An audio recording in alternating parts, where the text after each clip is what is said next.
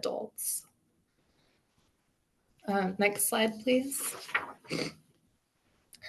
First, I have a few acknowledgements. So this endeavor would not have been possible without co-directors Dr. Elizabeth Donahue and Dr. Amy Morrison, my master's project professor and mentor, Dr. Ashley Hartman. I'd also like to say special thanks to my peers, Jody, Kelsey, and Savannah. Many thanks to my partner, Tyler, and Kat. And then lastly, I'd like to recognize the elders of my family, Minnie, Rose, Frida, Josephine, Jeanette, Anne, and Arthur. Next slide.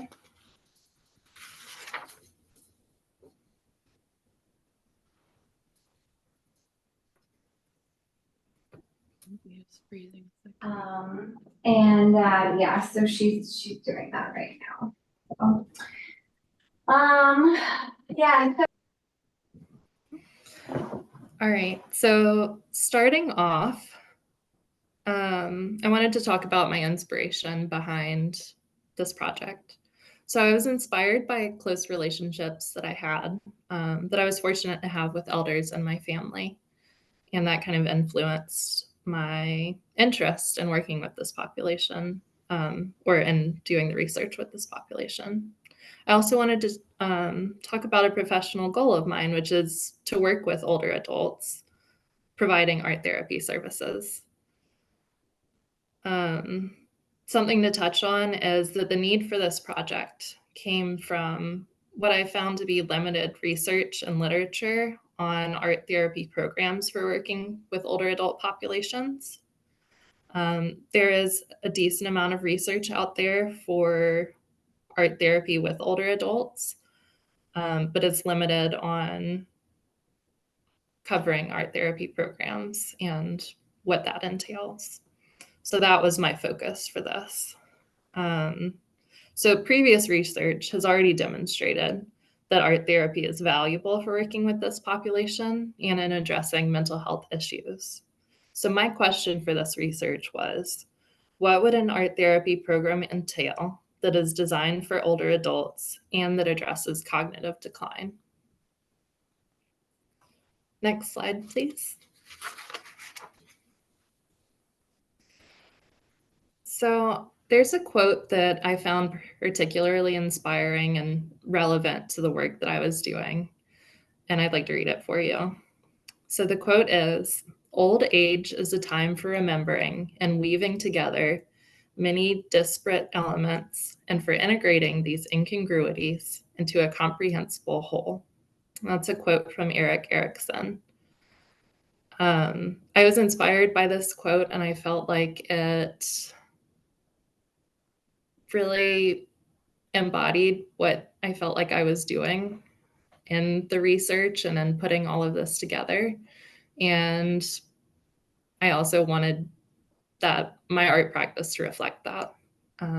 So I chose to do paper weaving using some watercolor paper. I painted them using the colors that I'll talk about later that were involved in the thematic analysis, and then cut up all the pieces and weave them together to create a new picture, basically. Next slide, please.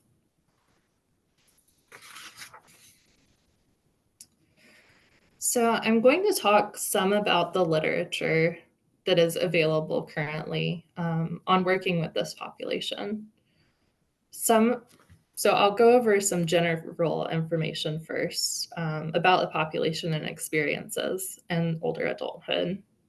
So it's important to know that currently older adults make up 16% of US residents, and it's estimated that by 2060, they will make up 23% of residents in the US. So it's already a significant number, but it's only increasing, which means that this population is increasing. There's going to be more people with more needs. It's also important to note that the most common mental illness diagnoses for older adult populations are depression and anxiety. And research has also found that depression is linked to cognitive impairment. So mental health is incredibly important to this population because it affects not just mental health, but also like cognitive health as well. Some experiences that are pretty common in older adulthood are to experience changes in physical and mental health. Also commonly an experience is losing loved ones, such as partners, friends, siblings, parents, because oftentimes those people that are meaningful are also towards the end of life. And a third experience that is important to note for this specific population is that they often experience changes in their life situation, such as like retirement or a change in jobs, or moving. Sometimes it's not uncommon for people in this stage of life to require a different level of care than maybe they previously had, or to need more help than they used to so a change in where they're living and who they're around is pretty common. Next slide, please.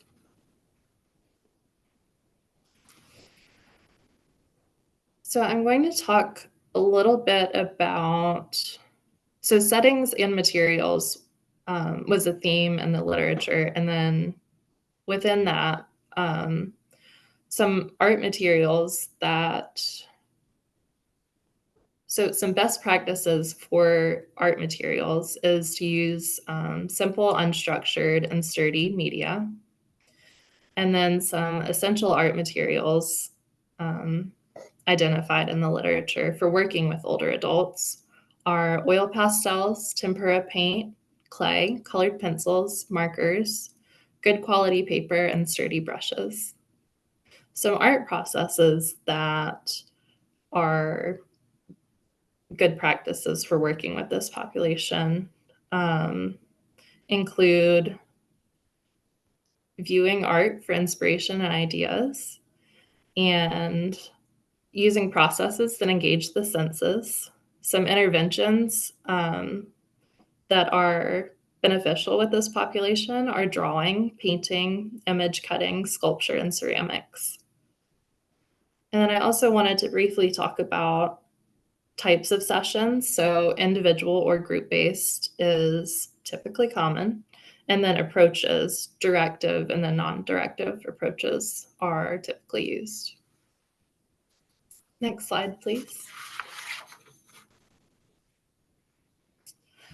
So another theme within the literature that I identified were benefits of art therapy. And there are many benefits of art therapy with this population. So I'll talk about some of them. They kind of fit into some different categories. So starting with mental health. So the research has found that art therapy is useful for coping with changing life situations, which are common for this population. Art therapy, so engagement in art therapy promotes development of positive emotions, and it also can improve psychological symptoms. So it's particularly useful with this population because of the experiences that they have. Another benefit of art therapy is its ability to allow expression. And within that, art therapy can stimulate creativity and it can promote engagement and self-exploration. Next slide, please. Another benefit of art therapy is choice and accessibility, which kind of go together. So art therapy can promote feelings of control and autonomy, which often people in this population lack control and autonomy in their regular life. So it's beneficial for them that they have that opportunity. Opportunities for independence, like I said, because they may be more dependent on other people at that stage in life. It's a best practice to use open-ended activities and questions. Use of the third hand is common, and that is related to accessibility because it's meeting the client where they are and supporting them in the art making process and however they need support. And so that makes it accessible to people of varying abilities. And yeah. So art therapy is also can be an alternative to verbal communication, which is another piece that relates to accessibility. So even for people that are struggling with verbal communication or maybe don't communicate verbally much at all, this is an alternative to them and an accessible way to process what they're experiencing. Another part of choice and accessibility is using modified tools and making sure that materials are appropriate for each client based on needs and abilities. Next slide, please. So other benefits of art therapy that I found in the literature are connection. So it can facilitate meaningful social interactions and is helpful in reducing isolation through socialization. Sorry, that was a tongue twister. Memories are another benefit of art therapy, so it can be useful in creating a visual link to explore the past and the present. Art therapy can create opportunities for recollection of memories, and it also supports reminiscence. Next slide, please. Another benefit of art therapy with this population is its effect on cognitive function. So art therapy interventions have been shown to be effective in addressing cognitive decline. Art therapy has been shown to improve working memory, visuospatial abilities, attention, and executive function. Is also helpful in providing cognitive stimulation, which helps with maintaining cognitive abilities, which is a concern for this population. And then it also aids in the development and maintenance of motor skills and coordination. Next slide, please. So now I'm going to talk about my method for the research. So the research that I did was a form of qualitative research. I chose thematic analysis because I felt like it best met the needs for the study. And I'll talk a little bit about the steps that I took.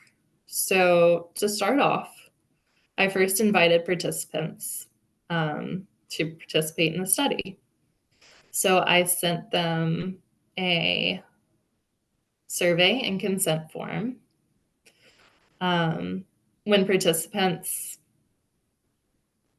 If participants stated that they were interested in participating, they would send the survey and consent form back completed. Then I would follow up with participants to schedule an interview. And at that point, I sent interview questions to them. After that, I conducted interviews with each participant. And then the final step was analyzing the data collected from the participants using thematic analysis. Next slide, please. So I'll talk a little bit about the participants for this research. So it was a purposive sampling, which just means that they were selected intentionally based on several characteristics. So one of them being that I selected art therapists who had presented at past ADA conferences on work with the older adult population. And another part of that is that all participants that were contacted were registered art therapists who had experience working with the population. So they were chosen because of their experience. And there were 2 participants total. I had initially contacted 9 people and then had 2 that were able to participate. They, as I said, both are registered art therapists. One of the participants is also a licensed counselor, and they work in a variety of settings. So both had worked as art therapists with older adults, but they each had worked in different settings, such as assisted living, nursing, rehab, community centers, retirement homes, assisted living. I said that. Dementia units, group homes, and hospice. So a variety of work experiences. Next slide, please. So I'm going to talk a little bit about how I collected data. So the data was collected from the survey, interview questions, and interview that I conducted with participants. The survey and interview questions were created using Google Forms, and then they were sent to participants via email. The interview with participants was conducted using Supervision Assist, and interviews were recorded and stored in Supervision Assist. With the interview, I generated transcripts so that I could analyze that data. And then all of the data that was analyzed came from, as I said, the interview questions, and then the survey as well. And then there's an image on here of the transcripts, and it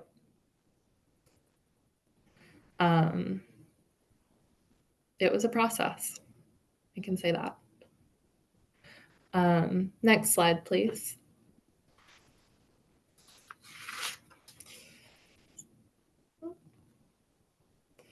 So now I'll talk a little bit about thematic analysis.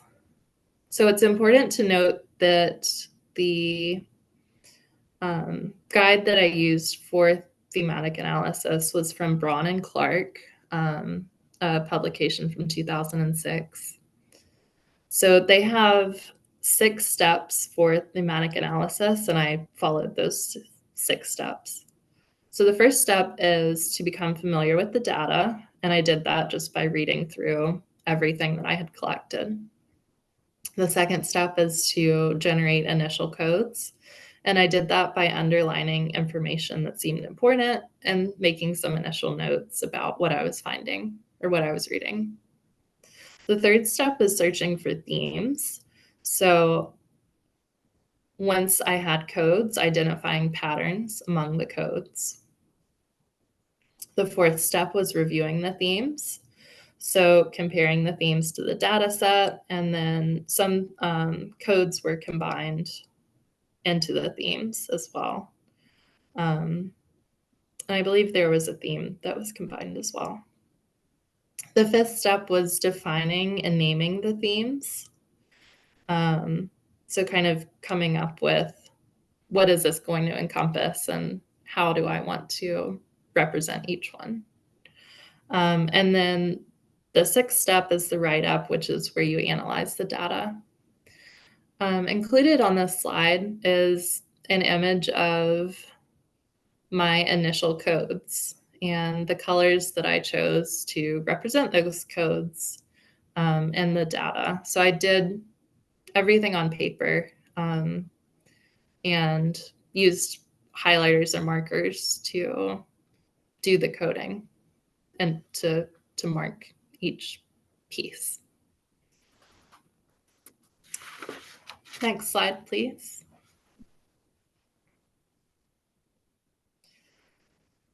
So it's important to talk about the ethics of the research. I wanted to go over the ADA code of ethics that relate to this research.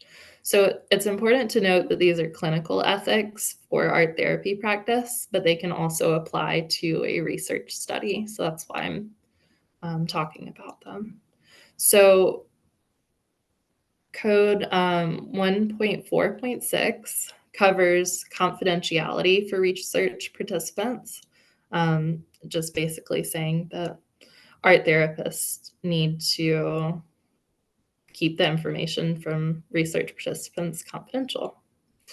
Code 2.1.1 covers the purpose and limitations of confidentiality, and basically just states that the art therapist should inform clients about the purpose and limitations. And then code 2.1.2 covers respecting and protecting confidential information, and just states what kind of information is confidential and should be protected, like what that includes. Next slide, please. So I also wanted to talk about the IRB process, because that was an important part of getting this project going. So initially, my research proposal was submitted to the IRB. And when I submitted it initially, it included an informed consent form, the one that I was using for participants, my survey, the interview questions for participants, and then the recruitment letter, which was my initial contact with participants. So everything that I said in that. So that proposal was submitted in January, and about 10 days later, I resubmitted the proposal because there were a couple of things that the IRB asked me to adjust or add. Not many big changes, just a couple little pieces of information that were still needed.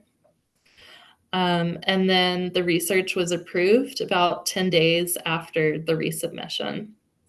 So the IRB process can be long, but my process was fairly short, and was approved pretty quickly because it was low risk. My participants are all adults and not members of like vulnerable populations. So that helped with the process. I also wanted to talk about how I maintain confidentiality in my study. So I used a secure email address for all of my contact with participants. I used a HIPAA secure application to record and store interviews. And then I used a pseudonym for coding participants' names when sharing the research results. Next slide, please. So now I want to talk about my findings from all of this research.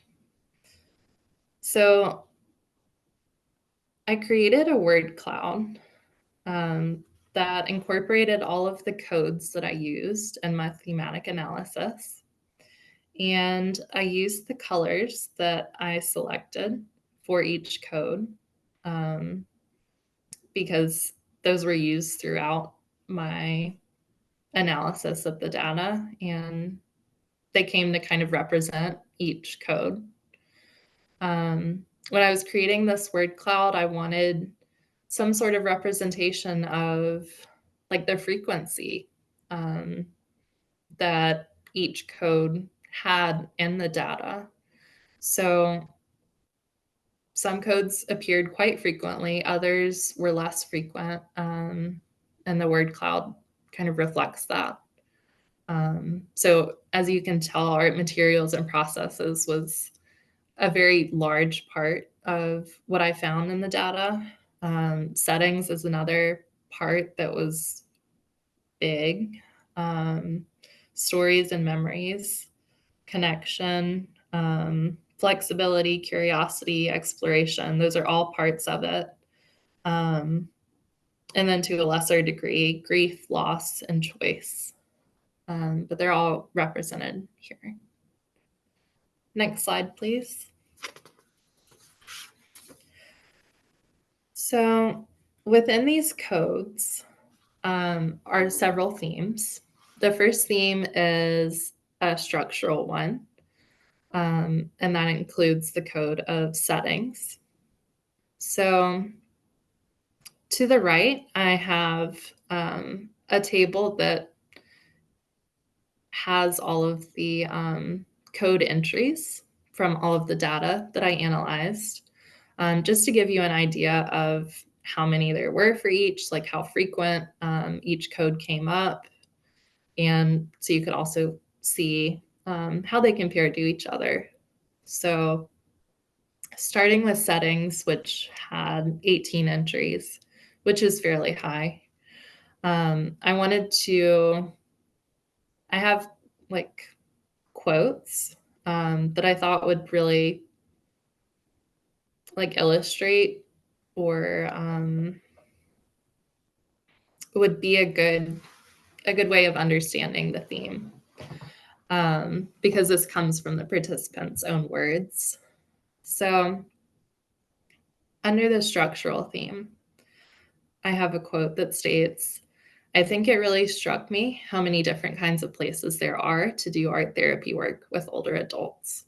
And I thought that quote just reflected that there were a variety of settings, which is something that I found in the data. A variety of settings, differing levels of care, um, and even within all the different settings, the different levels of care, different focuses as well. So some settings are more socially focused, whereas others might be like more of a medical focus.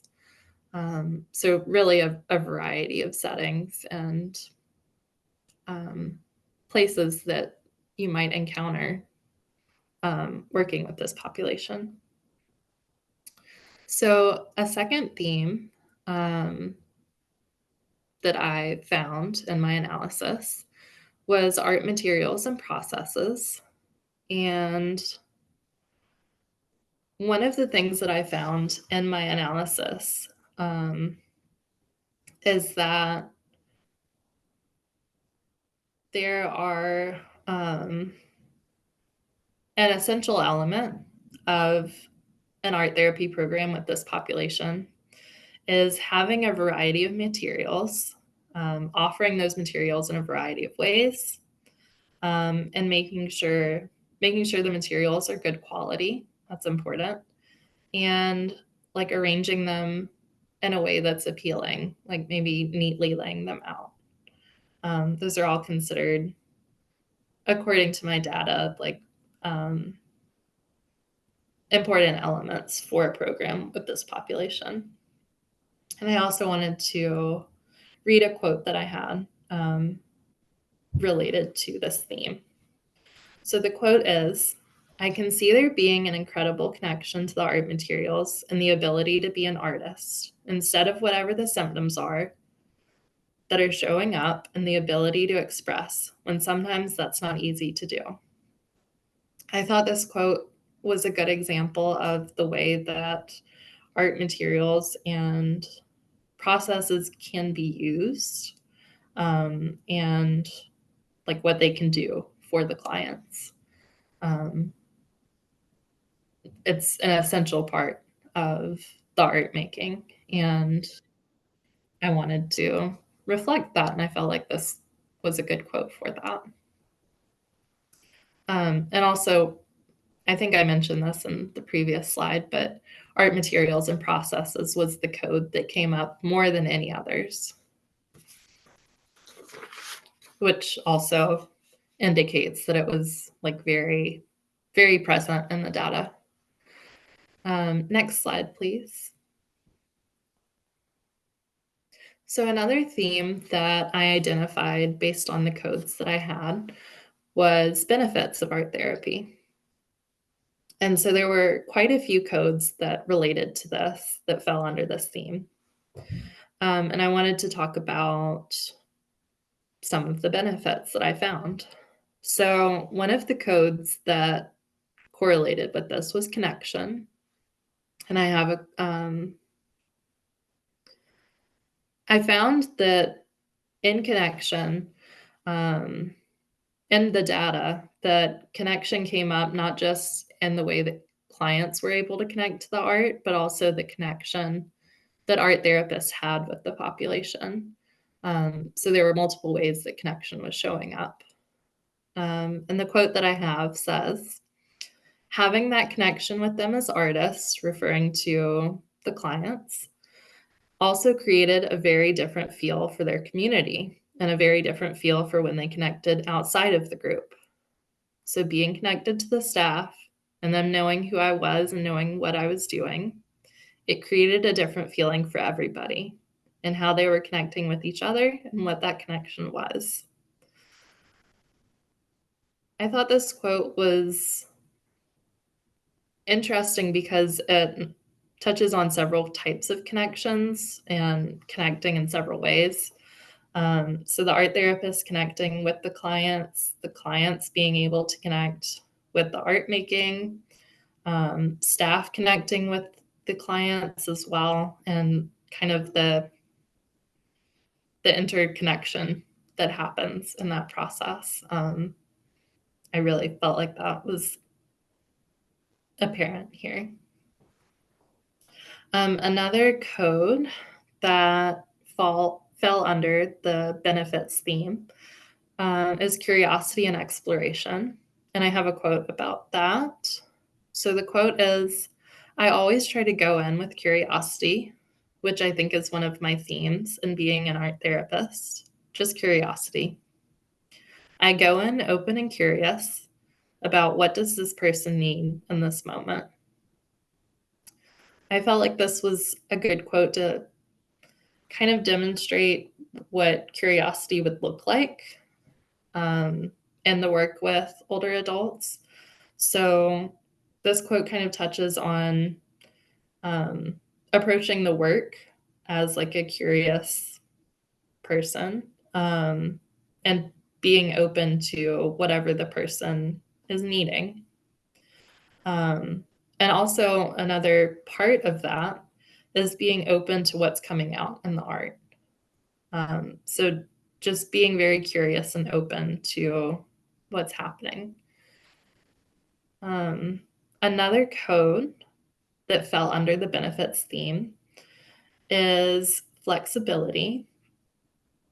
So I noticed that there seemed to be a lot of flexibility in art therapy. That's what I found in the data.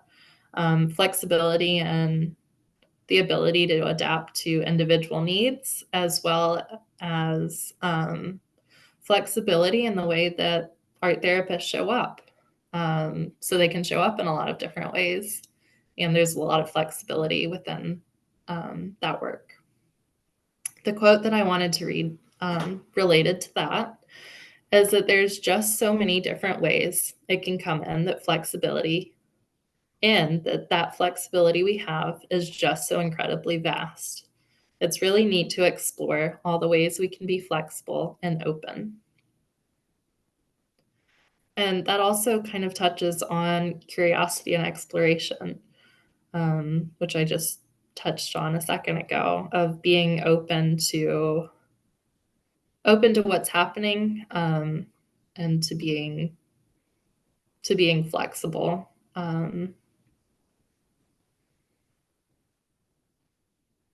In like a variety of ways. Like it relates to how you show up as art therapist, as I said, but it also relates to your interventions, your materials.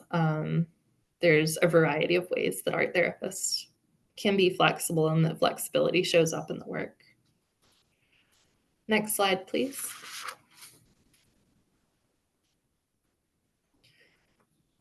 So some other codes that fell under the theme of benefits are stories and memories. So a quote that I have related to that is clients could focus in on something that was really bringing them joy or bringing out stories or memories. It was incredible to be one of the people who is still hearing their stories and really trying to see them. I liked this quote because I think there's something really meaningful about like the role of the art therapist and what you're able to do in that role, um, to be there to hear um, the stories and memories from someone's life. And then um, also another part of the role of the art therapist is to create moments where the clients can share what's coming up for them, um, which may be like stories or memories, and just being open to that. Um, and also, um, yeah. So another code that I wanted to talk about is grief and loss. And I have a quote that I had quite a few related to grief and loss that I thought were particularly like meaningful, but the one that I chose states, when he started working on mandalas, and this is referring to a client, it was so powerful. He did these very intricate kind of mandalas. There was something about boundaries. I think some of the mandala went beyond the boundary. I felt like he was really processing in some way his own transition. So I really felt like even though he was having a hard time finding words, he was able to say a few words here and there. And I think he was really speaking about kind of the boundaries, like, going from life into death, into what would come. I thought that was um, like a really powerful way to illustrate how art making can be, how it can be part of the process of um, dealing with grief and loss, and how the art making itself like really connected with what the client was exploring internally. Another code that fell under benefits was choices. Um, and choices also kind of related to flexibility as well, which was another code. So, a quote that I had about choices that I thought was helpful um, is, it doesn't matter how many choices there are, meeting the person at their level with those choices can be just so fulfilling for them and empowering. So, asking the client, what would be interesting to you or meaningful to you? And what materials make that happen? I liked this quote because it illustrated um, not only the fact that you can meet someone where they are with the amount of choices and the kinds of choices that you offer them, but also just um, giving them choice to like giving clients choice and what's coming up for them, stating what's meaningful for them, and choosing materials that they connect with. So giving them that choice instead of the opposite of that might be like assigning materials or interventions. So really providing the clients with choice and doing it in a way that's empowering. Next slide, please. I briefly wanted to talk about limitations of the project. I only have a couple. So one limitation was participation and engagement. I initially hoped for 6 to 10 participants, as 6 is the recommended number, like um, minimum number for thematic analysis. So a large portion of the people that were invited to participate were not able to for several reasons. So as a result, there just weren't as many participants as I planned for. The other point that I felt was a limitation of this project or of the research is that it's not necessarily generalizable to the population. So, meaning it's not going to be representative of all art therapist experiences. I feel like the two art therapists that participated, their experiences were represented pretty well, but other art therapists will have other experiences. So I wouldn't necessarily say that these results can be generalized to other art therapists working with this population. Next slide, please. So I wanted to talk briefly about some contributions to the field. So the information that was collected through the research was consistent with current literature in the following ways. So the importance of settings and materials that was found in the literature was confirmed in the research, and that was confirmed as the structural theme and the art materials and processes theme.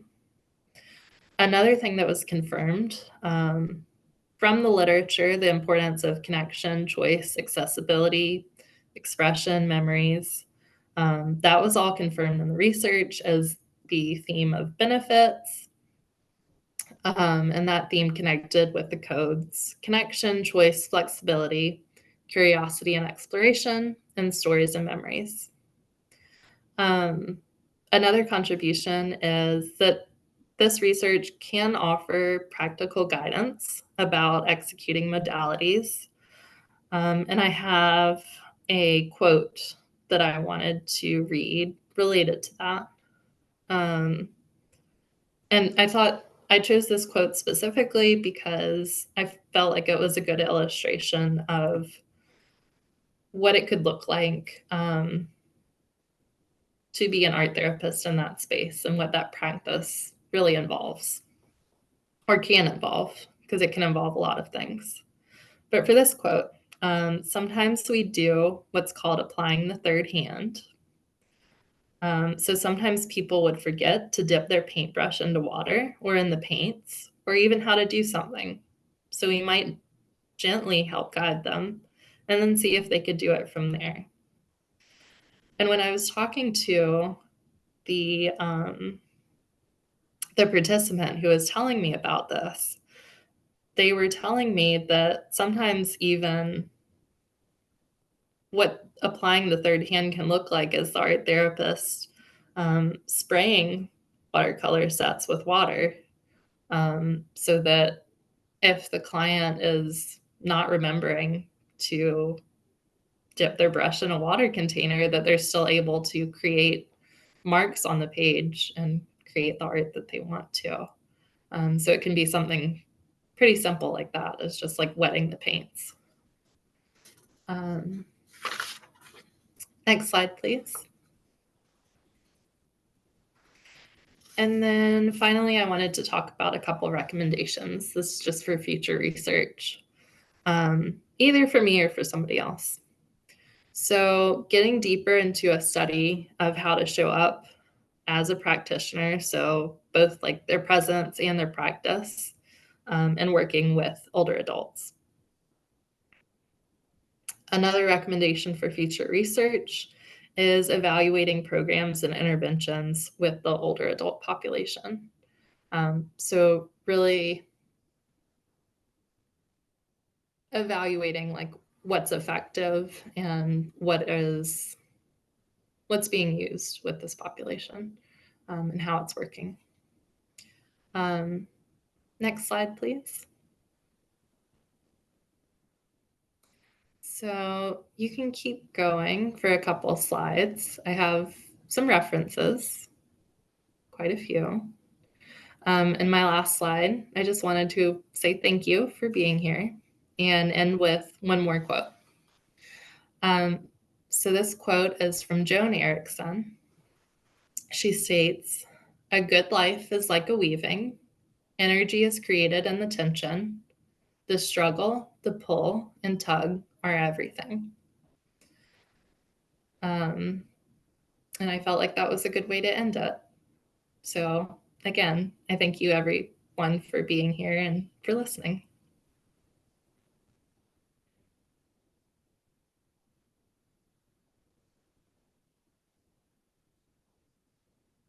Thank you, Madison. So now we'll have a little bit of time. We have about maybe 11 minutes for questions, thoughts, reflections for Madison.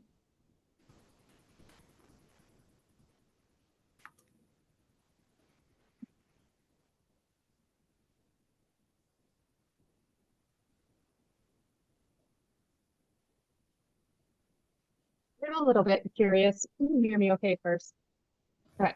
I'm a little bit curious if you, in this research ran across like neuroscience or anything that went along with some of that.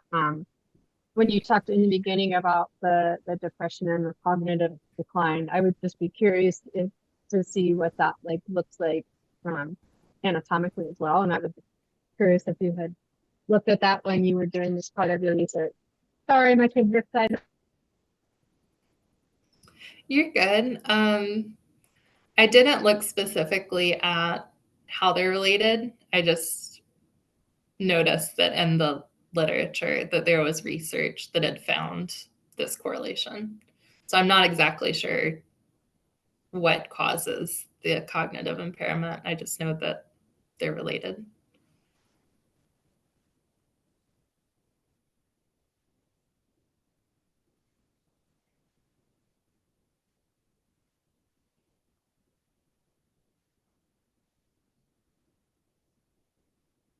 I have a question for you, Madison. Hmm.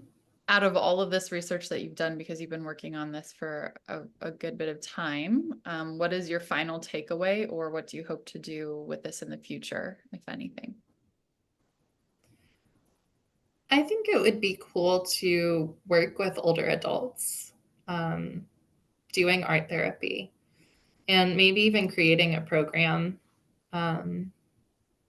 maybe based on some of the information that I collected about best practices and interventions to use with this population, and just,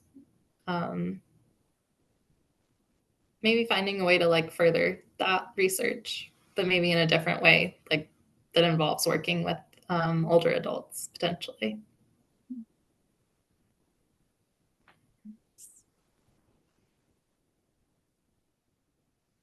Hi, Madison. Great job. That was a beautiful presentation and just so well paced. And it's been a long haul. And so I am really proud of you for completing this culminating project. That is amazing. I know we talked throughout the process about how lovely it would be if other people knew about this research. And I know we talked about like, are there nursing homes in your vicinity of where you live? Are there, different kind of residences or places where older adults live that people who work with them could benefit from just knowing some of the components of the research that you found? And so I'm curious if that's still an idea for you to be consider, presenting this to nurses or home health aides or families, and how this will, kind of move forward or move out in a ripple effect. Yeah, I definitely think that the information that I collected and that I found through my research will probably show up later if I end up working with older adults, which is something that I'm hoping for. But I think one of the ways that it could show up, as you said, is like in educating caregivers and like staff on the benefits of art therapy and how it can be used. Um, I think having like specifics on how the how it's beneficial is helpful, and kind of I don't know if I want to say justifying, but like showing the effectiveness and um, like how useful art therapy can be for working with this population. So I definitely think that the information that I found will be something that I would want to share with other people. I'm not exactly sure how I will share it. might be another presentation. I'm not really sure. Madison, well done. Well done. Beautiful presentation. My question for you is, I am noticing there are members from cohorts 2 and 3 present in this room. And I wonder if you have any words of wisdom for this group. Some of them will be embarking on this project sooner rather than later. Yeah, I think one thing that I was very happy about as I was completing the research and this assignment was that I chose something that I was interested in. I think it would have been a lot harder if I wasn't interested in my topic, and so I appreciated that. The other thing that I think is important to keep in mind is that like you don't have to know how to do all of it starting out, and that's okay. It's a process of learning. So, kind of embracing that process and finding out more along the way is, I think, a good way to go about it.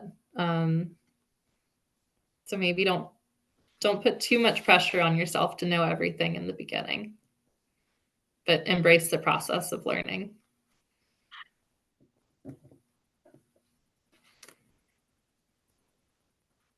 Well said, Madison. Thank you.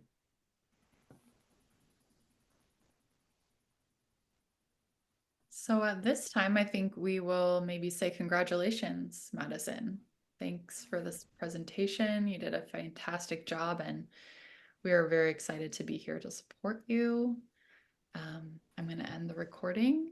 If anyone has any last minute, statements to make, we have a few